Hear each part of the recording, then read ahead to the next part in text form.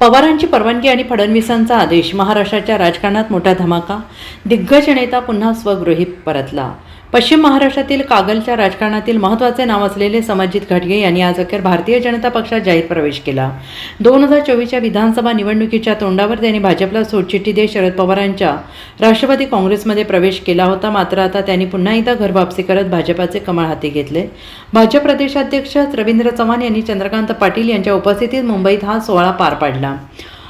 राष्ट्रवादी काँग्रेस हा पक्ष सोडण्यापूर्वी समरजित घाटगे यांनी सिल्वर ओकवर जाऊन ज्येष्ठ नेते शरद पवार यांची भेट घेतली होती. या भेटीबाबत त्यांनी माहिती दिली.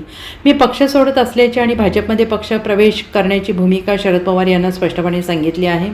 त्यांनीही माझ्या निर्णयाला परवानगी दिलेली असून मला शुभेच्छा दिल्या आहेत. गेल्या निवडणुकीत कागलमधील काही विशिष्ट राजकीय परिस्थितीमुळे मला शरद पवारांच्या पक्षात जावं लागलं होतं, असंही त्यांनी जाहीररित्या स्पष्ट केलं आहे.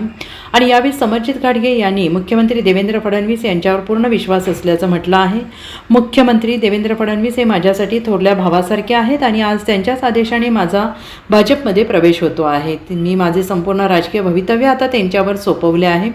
येणारी 2029ची विधानसभा निवडणूक लढवायची की नाही हे देखील देवेंद्र फडणवीस ठरवतील. पक्षाचा जो आदेश येईल तो मी पूर्ण क्षमतेने पाळणार आहे, असं समरजित घाटगे यांनी म्हटलेलं आहे. एक काळानंतर परत मुख्य प्रवाहामध्ये आणि पक्षामध्ये याची एक संधी मिळते आणि खास करून या कार्यक्रमासाठी दादांनी पुढाकार घेऊन हा कार्यक्रम कोऑर्डिनेट करून माझ्यासाठी एक चांगला प्रवेशाचा कार्यक्रम घेतला. जसं आपल्या सगळ्यांना माहिती आहे की राज्याचे मुख्यमंत्री माननीय देवेंद्र फडणवीस साहेब माझ्यासाठी थोरल्या भावासारखे आहेत.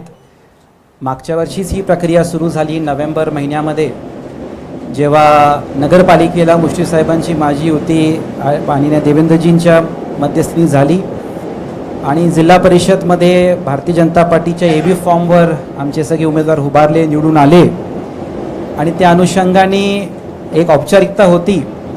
पण एक एवढ्या चांगल्या पद्धतीने हा कार्यक्रम होईल अशी मला अपेक्षा नव्हती. मी सगळ्या कार्यकर्त्यांचं मनापासून आभार व्यक्त करतो दादा की कुठलंही अकॉमोडेशन, गाडी, शेवटचा निरोप म्हणजे 12चा कार्यक्रम तो नंतर 9ला झाला, तरीही सगळी एवढ्या मोठ्या संख्येत आत आहेत, बाहेर आहेत आणि या निमित्ताने मी सगळ्यांचं मनापासून आभार व्यक्त करतो.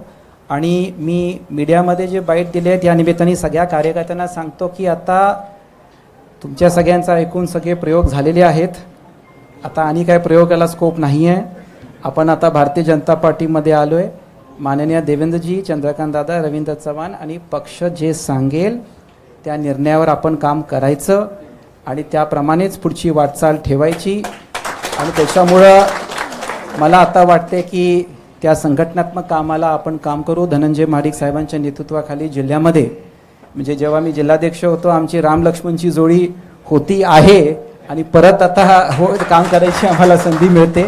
त्यासाठी मी परत सगळ्यांचं मनापासून आभार व्यक्त करतो. मी चव्हाण साहेब दादांना शब्द देतो की जे काही जबाबदारी असेल, जे काही आपलं सांगणं असेल त्याप्रमाणे आपण काम करू आणि परत मला आपण पक्षामध्ये आणण्याची संधी दिली त्यासाठी मी परत आपल्या सगळ्यांचे आभार व्यक्त करतो. Bureau report SBN Marathi, Mumbai.